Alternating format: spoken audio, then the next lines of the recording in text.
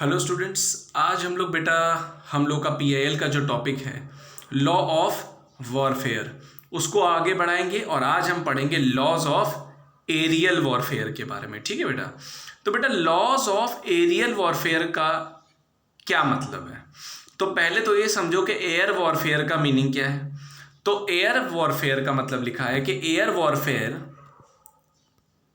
is meant the military operations conducted with the use of any type of flying machine in the airspace of the belligerents with the actions of their air forces directed against the ground targets or objectives of the sea. Okay. तो air warfare term का meaning क्या है बेटा? कि आप military operations conduct करते हैं। पहला पॉइंट, आप मिलिट्री ऑपरेशंस कंडक्ट करते हैं। दूसरा पॉइंट, आप ये जो मिलिट्री ऑपरेशंस कंडक्ट कर रहे हैं उसमें आप किसका यूज कर रहे हैं बेटा? किसी भी फ्लाइंग मशीन का, किसी भी फ्लाइंग ऑब्जेक्ट का आप यूज कर रहे हैं। ये सेकंड पॉइंट। थर्ड पॉइंट क्या है बेटा? कि जो बेलिजरेंट है, बेलिजरेंट यानी जो लड़ते हैं, सामने वाला जो दुश्मन देश है उसके जो लड़ाकू हैं, जो लड़ रहे हैं बेलिजरेंट्स, उनके एयर स्पेस में, देखिए बेटा एग्जांपल से समझते हैं। भारत और चीन युद्ध चल रहा है, तो चाइना के जो लड़ रहे हैं योद्धा है वो कौन है? बेलिजरेंट्स हैं। भारत क्या कर रहा है? उनके खिलाफ लड़ता है, तो क्या है? Military operation. भारत अपने फ्लाइंग मशीन का यूज करके, एयरक्राफ्ट का यूज करके वहां पे उनके एयर स्पेस में जाता है और वहां पे टारगेट करता है उनको, तो उसे क्या कहा जाएगा? उसे कहा जाएगा एयर वॉरफेयर। तो पहला पॉइंट तो क्लियर हुआ यहां पे, इसकी डेफिनेशन एयर वॉरफेयर की। पहला पॉइंट, मिलिट्री ऑपरेशन का होना जरूरी है। दूसरा, ये मिलिट्री ऑपरेशन आप कैसे कर रहे हो? ये मिलिट्री ऑपरेशन आप कर रहे हो एयरक्राफ्ट का यूज करके या कोई भी फ्लाइंग मशीन का यूज करके। तीसरा पॉइंट, ये फ्लाइंग मशीन कहां पे उड़ेगी? सामने वाला जो आपका दुश्मन है, जो लड़ रहे हैं बेलिजरेंट्स, उनके एयर स्पेस में, आपके एयर स्पेस में नहीं, उनके एयर स्पेस में। ठीक है। और चौथा पॉइंट, आप क्या करते हो? सामने वाले कंट्री के ग्राउंड को टारगेट कर सकते हो या सी के कहीं पे टारगेट कर सकते हो। ठीक है। यानी एयर वॉरफेयर होता है फ्लाइंग मशीन के थ्रू। तो पहला पॉइंट आई होप आप लोगों को क्लियर हो गया होगा। ओके बेटा, अब इसको आगे समझते हैं। ओके, तो बेटा ये समझो कि सबसे पहली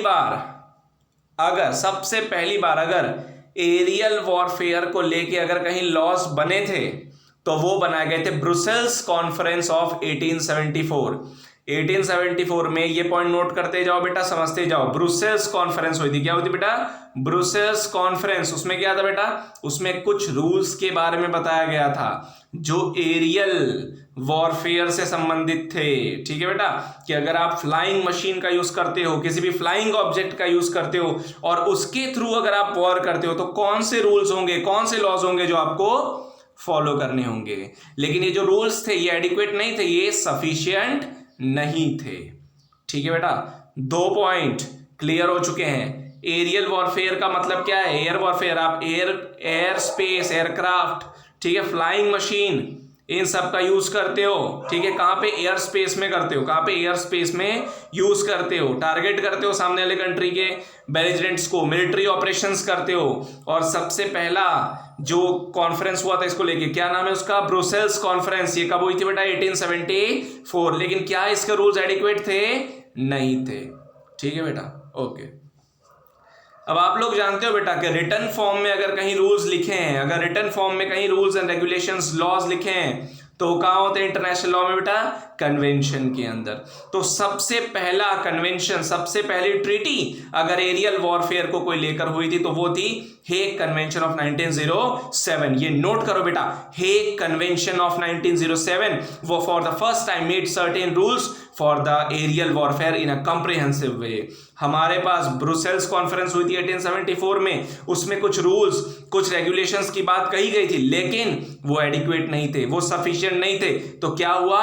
हेग कन्वेंशन हुई। कब हुई हेग कन्वेंशन? 1907 में। और उसके अंदर कई रूल्स लिखे हुए थे, किससे रिलेटेड बेटा? एरियल वॉरफेयर से रिलेटेड। ठीक है, नोट करते जाइए, समझते जाइए। लेकिन उसी के आर्टिकल नंबर 25 में, किसमें बेटा? आर्टिकल नंबर 25 में क्या लिखा है बेटा? द अटैक और बम्बार्डमेंट, बमबारी करनी है अगर आपको, by any means what ever, चाहे किसी भी मीन्स का यूज करें आप, किसी भी जरिए का यूज करें, लेकिन टाउन में, विलेजेस में, ड्वेलिंग्स जहां पे लोग रहते हैं, बिल्डिंग्स जहां पे लोग रहते हैं, which are undefended, was prohibited under article 25। Note करिए बेटा, आर्टिकल 25 किसका? हेग कन्वेंशन 1907 का। ये कहता है कि जहां पे टाउन, जहां पे लोग रहते हैं, विलेजेस, बिल्डिंग, इन सब जगहों पे क्या नहीं किया जा सकता बेटा? बॉम्बार्डमेंट नहीं किया जा सकता है, बमबारी, गोलीबारी कुछ नहीं किया जा सकता है। क्यों नहीं किया जा सकता बेटा? यहां पे जो मेन पॉइंट है, अनडिफेंडेड, आप लोग देख पा रहे होंगे, क्योंकि ये लोग अपने आप को डिफेंड नहीं कर सकते, सब तो सिविलियंस है, क्या डिफेंड करेंगे अपने आप को? तो इन लोगों के ऊपर अटैक नहीं करना है। आर्टिकल 25 आपसे ये कहता है, किसका? हेग कन्वेंशन 1907 का। ओके, आगे का पॉइंट देखिए बेटा, further the bombardment was required to be made for military objective. लेकिन अगर आपका कोई मिलिट्री ऑब्जेक्टिव है, मिलिट्री पर्पस है, ये वाला पॉइंट समझना बेटा, मिलिट्री ऑब्जेक्ट है, मिलिट्री पर्पस है, और उससे रिलेटेड अगर आप बॉम्बार्डमेंट करना चाहते हैं उस चीज को लेके, देन ठीक है, वो किया जा सकता है। लेकिन इस तरह से टाउन्स में, विलेजेस में, ड्वेलिंग्स में, इन सब जगहों पे प्रोहिबिटेड है। क्यों? क्योंकि they are undefended, they can not defend themselves, that's why. ठीक है बेटा, लेकिन मिलिट्री ऑब्जेक्टिव से किया जा सकता है। अब आगे बढ़ते हैं बेटा। Okay, these were almost the only rules relating to the aircraft in war existing at the outbreak of the First World War which can be said as binding on the states. Okay, जैसे कि मैंने कहा, Hague convention 1907, इसके अलावा कुछ भी नहीं है, कोई लॉ नहीं था एरियल वॉरफेयर को लेके। बस हाँ, एक ये ब्रुसेल्स कॉन्फ्रेंस हुई थी 1874 में, वो अलग बात है, मैंने अभी जूम करके आपको दिखाया अभी वो, ठीक है। लेकिन वर्ल्ड वॉर 1 जब हुआ तब कौन से रूल्स थे, कौन सा कन्वेंशन था हमारे पास एरियल वॉरफेयर को लेकर? कौन सा बेटा? हेग कन्वेंशन 1907, बस यही था। लेकिन जब फर्स्ट वर्ल्ड वॉर हुआ तो क्या एरियल वॉरफेयर से संबंधित इन रूल्स को जो हेग कन्वेंशन 1907 में दिए हैं, क्या इनको वायलेट किया गया या इन्हें फॉलो किया गया? तो इसका आंसर है इन्हें फॉलो नहीं किया गया, इनका पूरा वायलेशन हुआ। यस बेटा, फर्स्ट वर्ल्ड वॉर के दौरान एरियल वॉरफेयर को लेके कौन सा लॉ हमारे पास मौजूद था? तो आपका जवाब होगा हेग कन्वेंशन ऑफ 1907। लेकिन जब फर्स्ट वर्ल्ड वॉर हुआ एक्चुअली में, तो इन रूल्स का कंटिन्यूअसली वायलेशन हुआ, जैसे कि इसी का आर्टिकल 25 आपको यहां दिया है, ये भी वायलेट हो गया। ठीक है, ओके। लेकिन इसके पीछे का सबसे बड़ा रीजन था, और यहां पे दिया हुआ है, it was not possible for the aircrafts to distinguish between undefended and defended areas। यहां पे इस पॉइंट का क्या मतलब हो बेटा, समझ में आया आप लोगों को? देखिए, मैंने आप लोगों को अभी कहा था कि एक एक पॉइंट हमें तो लॉ में पकड़ना रहता है, ठीक है। ये देखिए, यहां पे अनडिफेंडेड वर्ड का यूज हुआ, अनडिफेंडेड, यानी ऐसे एरियाज में अटैक ना हो, ऐसे एरियाज में आपको अटैक नहीं करना है जो अपना बचाव नहीं कर सकते, ठीक है। लेकिन जब एयरक्राफ्ट जो होता है, जो उड़ता है एयरक्राफ्ट, फ्लाइंग मशीन का यूज करते हो एरियल वॉरफेयर में, लेकिन एयरक्राफ्ट के लिए ये पता कर पाना मुश्किल था कि आखिरकार कौन सा एरिया है जो अपने आप को डिफेंड कर सकता है, आखिरकार वो कौन सा एरिया है जो अनडिफेंडेड है, जो अपने आप को प्रोटेक्ट नहीं कर सकता, क्योंकि अनडिफेंडेड एरिया में जो है नहीं अटैक करना है, ठीक है। तो ये जो है इसका डिस्टिंग्विश कर पाना बहुत ही मुश्किल हो गया है, ठीक है बेटा। क्योंकि बात सीधी सी है बेटा, जो अनडिफेंडेंट है they can not defend themself, वो अपने आप को डिफेंड ही नहीं कर सकते हैं, ठीक है। लेकिन जो डिफेंडेंट एरिया है वो अपने आप को डिफेंड कर सकते हैं। तो जो डिफेंडेंट एरिया है सिर्फ वहीं पे जो है अटैक करना है, अनडिफेंडेंट में नहीं। लेकिन एयरक्राफ्ट कैसे पता लगा है, एयरक्राफ्ट कैसे डिस्टिंग्विश करे कि हाँ ये डिफेंडेड एरिया है, ये अनडिफेंडेड एरिया है, ठीक है बेटा। तो ये दिक्कत हो रही थी। आई होप यहां तक क्लियर है। एक और बार सुन लीजिए, एरियल वॉरफेयर के लॉस को समझने से पहले ये समझिए कि एयर वॉरफेयर होता क्या है। फ्लाइंग मशीन का यूज होता है, पहला पॉइंट किसका यूज होता है? फ्लाइंग मशीन का यूज किया जाता है। कहां पे होता है यूज? एयर स्पेस में, ठीक है। सामने जो बेलिजरेंट्स है, जो लड़ रहे हैं उनके। और तीसरा पॉइंट, मिलिट्री ऑब्जेक्टिव होना चाहिए आपका, मिलिट्री ऑपरेशन, ठीक है। क्या इसको लेके कोई लॉ था? देखिए ब्रुसेल कॉन्फ्रेंस हुई थी 1874 में, उसके अंदर कुछ रूल्स हैं लेकिन ये सही नहीं थे। लेकिन वर्ल्ड वॉर 1 के दौरान कौन सा हमारे पास लॉ था? कौन सी ट्रीटी थी? Hague convention 1907। उसका आर्टिकल 25 क्या कहता है बेटा? टाउन विलेजेस जो अपने आप को डिफेंड नहीं कर सकते वहां पे अटैक नहीं करना है। अगला पॉइंट क्या बताया मैंने? लेकिन इसको फॉलो कर पाना मुश्किल है क्योंकि एयरक्राफ्ट को नहीं पता चल पा रहा है ना कि कौन सा एरिया डिफेंडेड एरिया है और कौन सा एरिया कैसा है, अनडिफेंडेड एरिया। ये पता नहीं चल पा रहा है, दैट इज द प्रॉब्लम, ठीक है। तो इस प्रॉब्लम को सॉल्व करने के लिए क्या किया गया? तो बेटा इस प्रॉब्लम को सॉल्व करने का प्रयास किया गया और इसीलिए क्या लिखा है यहां पे? In order to regulate the use of aircraft. इसका मतलब क्या है? एयरक्राफ्ट का यूज तो आप करोगे ही, ठीक है। एयर वॉर चल रहा है तो आप एयरक्राफ्ट का यूज तो करने ही वाले हो, लेकिन उसके इस्तेमाल को रेगुलेट करना जरूरी है, यानी उसको नियंत्रित करना जरूरी है। ये नहीं कहा गया है कि एयर वॉरफेयर नहीं होगा या फ्लाइंग मशीन का आप यूज नहीं करेंगे, लेकिन उसको रेगुलेशन करना है। उसका क्या करना पड़ेगा? अब आपको उसको नियंत्रित करना पड़ेगा, उसको संचालित करना पड़ेगा। और इसीलिए ये तय किया गया कि एक कॉन्फ्रेंस बुलाई जाए 1922 में। क्या हुआ बेटा? In order to regulate the use of aircraft against the armed forces and the military object of the enemy in 1922 a conference was held in Washington। 1922 में क्या हुआ बेटा? एक कॉन्फ्रेंस बुलाई गई। कहां पे बुलाई गई? वॉशिंगटन में बुलाई गई। इस कॉन्फ्रेंस का नाम क्या है? Washington conference on the limitation of armaments. क्या बोल रहा हूं बेटा मैं? सुनते जाओ। 1922 में क्या करवाई गई? एक कॉन्फ्रेंस करवाई गई। कॉन्फ्रेंस का कहां पे हुई? वॉशिंगटन में। कॉन्फ्रेंस का नाम क्या बेटा? Washington conference on the limitation of armaments. बहुत सारे कंट्रीज इस कॉन्फ्रेंस में आए, जैसे जापान हो गया, ग्रेट ब्रिटेन हो गया, इटली हो गया, अमेरिका हो गया, ये सभी इन कॉन्फ्रेंसेस में आए। तो कॉन्फ्रेंस होने वाली है, ठीक है। कॉन्फ्रेंस की बात, कॉन्फ्रेंस हुई, यहां तक आई थिंक क्लियर है आपका। समझ लीजिए ब्रुसेल्स कॉन्फ्रेंस एडिक्वेट के जो रूल्स थे वो एडिक्वेट नहीं थे, सही नहीं थे। फिर हेग कन्वेंशन 1907 में आया, वो भी क्या हो गया? फेल हो गया। तो क्या करवाया गया बेटा? 1922 में एक कॉन्फ्रेंस करवाई गई। कहां पे?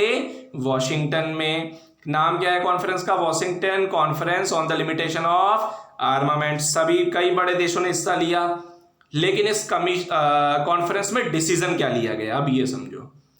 1922 में ये जो कॉन्फ्रेंस हुई वॉशिंगटन में, उसमें ये डिसीजन लिया गया कि अब एक कमीशन ऑफ जूरिस्ट बनाई जाएगी। क्या बनाया जाएगा बेटा? Commission of jurist. और ये जूरिस्ट क्या करेंगे? जूरिस्ट का मतलब क्या होता है बेटा?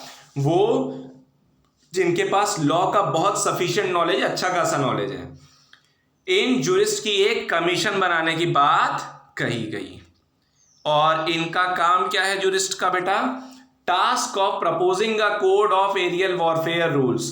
कि देखिए भाई, ब्रुसेल कॉन्फ्रेंस के रूल्स तो फेल हो गए हैं, हेग कन्वेंशन 1907 वाला भी फेल हो गया, तो अब जूरिस्ट से कहा गया कॉन्फ्रेंस बुलाने के बाद कि एक जूरिस्ट का अपॉइंटमेंट किया जाए, सभी का पूरी कमीशन बनाई जाए, और ये लोग क्या करेंगे? एरियल वॉरफेयर को लेके लॉस बनाएंगे। ठीक है बेटा।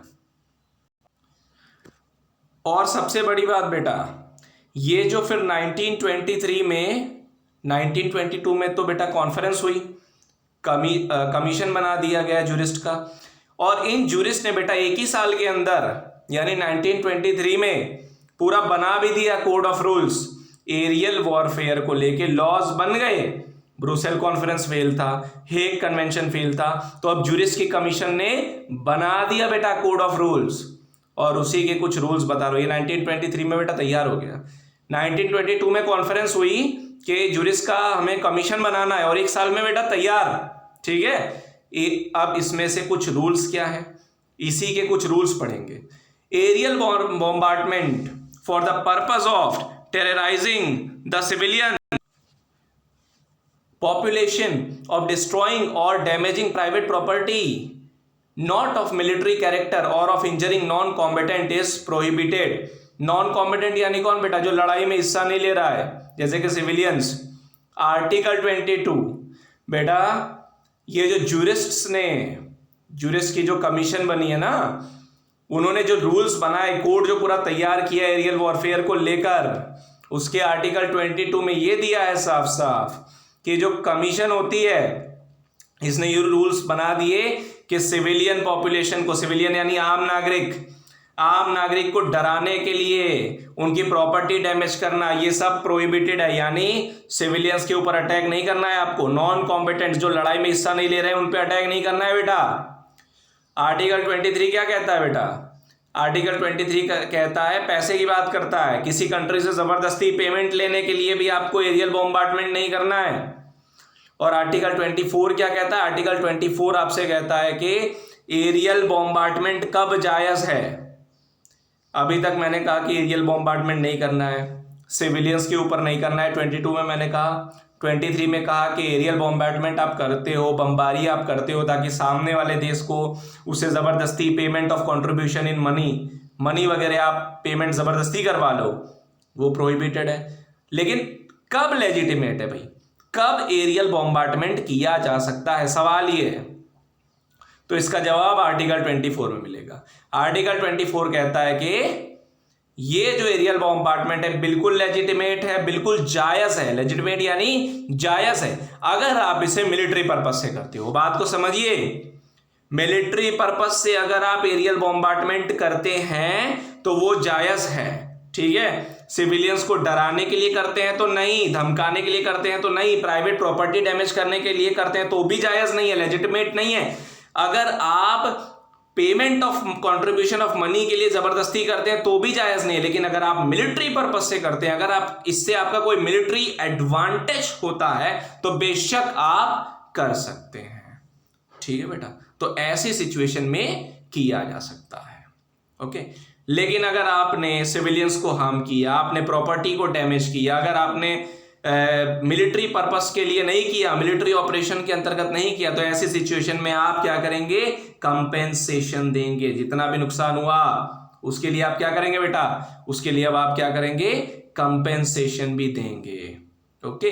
तो ये जो कमीशन ऑफ ज्यूरिस्ट, देखिए क्या हुआ, हमारे दिमाग में एकदम याद हो जाना चाहिए बेटा। ब्रुसेल्स कॉन्फ्रेंस सही नहीं था, फिर एक कन्वेंशन आया, फर्स्ट वर्ल्ड वॉर के टाइम पे वही था, वो भी फेल हो गया। तो क्या किया गया? वॉशिंगटन में कॉन्फ्रेंस बुलाई गई। क्या तय किया? ये 1922 में हुआ ना। क्या तय हुआ इसमें तय किया गया कि जूरिस्ट की एक कमीशन बनाएंगे। जूरिस्ट ने क्या किया? लॉज बनाए। उन्होंने क्या कहा? सिविलियंस को टारगेट नहीं करना है, सिविलियंस को नहीं डराना है, प्रॉपर्टी डैमेज नहीं करनी है, जबरदस्ती पैसा नहीं लेना है। कब किया जा सकता है एरियल बॉम्बार्डमेंट, बमबारी, गोलीबारी? कब की जा सकती है? मिलिट्री पर्पस से किया जा सकता है, मिलिट्री एडवांटेज लेने के लिए किया जा सकता है। लेकिन ये जो रूल्स हैं इनका रेटिफिकेशन कभी नहीं हो पाया, कभी ये रेटिफाई नहीं हो पाया। और क्योंकि ये रूल्स जो यहां पे जूरिस्ट ने बनाए थे 1923 में, ये रेटिफिकेशन इनका हुआ नहीं। और क्योंकि रेटिफिकेशन नहीं हुआ इसलिए सॉरी टू से, लेकिन ये जितने भी रूल्स मैंने अभी आपको पता है, आर्टिकल 22, आर्टिकल 23, आर्टिकल 24, ये सब कहीं भी बाइंड नहीं करते हैं कंट्रीज को बाइंड नहीं करते हैं, ठीक है। लेकिन हाँ, अगर हमें आगे कुछ नए रूल्स फॉर्मुलेट करने हैं, नए आगे कानून बनाने हैं, तो उसमें ये जो आर्टिकल 22, 23, 24 में ये सब जो भी जूरिस्ट ने कहा ये इंपॉर्टेंट रहेगा हमारे लिए, ठीक है। लेकिन इसको फॉलो नहीं किया गया। यहां तक कि जिस तरह से, याद करिए, हेग कन्वेंशन 1907 का वायलेशन कब हुआ? फर्स्ट वर्ल्ड वॉर में। उसी तरह से सेकेंड वर्ल्ड वॉर में इस कोड का जो 1923 में जूरिस्ट ने बनाया था ना, उसका पूरा वायलेशन हुआ, पूरी तरह से वायलेट किया गया, एरियल बॉम्बार्डमेंट किया गया, गोलीबारी, बमबारी सब किया गया बेटा। वर्सोव नाम की जगह है, नोट कर लीजिए, 1939 में वहां किया, रॉटरडैम में 1940 में किया आपने, बेलग्रेड में 1941 में बॉम्बार्डमेंट हुआ। यानी क्या हुआ बेटा? यहां पे सिविलियंस को भी टारगेट कर दिया गया, हर एक चीज हुई बेटा, ठीक है, ओके। तो बेटा यहां पे हमारे पास क्या इसका मतलब हुआ? It may be said that, यहां पे जैसे आप क्लियरली देख पा रहे, it may be said that no multilateral treaty could be concluded for regulating the rules covering all the combatants aspects of aerial warfare। यानी हमारे पास कोई ऐसी मल्टीलेटरल ट्रीटी नहीं है जो क्या करता है, जो बेटा रेगुलेट कर सकता है एयरक्राफ्ट्स को, एयर वॉरफेयर को, ठीक है। तो यहां पे यही चीजें बेटा आपको याद रखनी है अच्छी तरीके से। एरियल वॉरफेयर में, लॉ ऑफ एरियल वॉरफेयर में यही चीजें हैं बेटा। तो आर्टिकल 22, 23, 24 ये सब आप बेटा नोट कर लीजिएगा।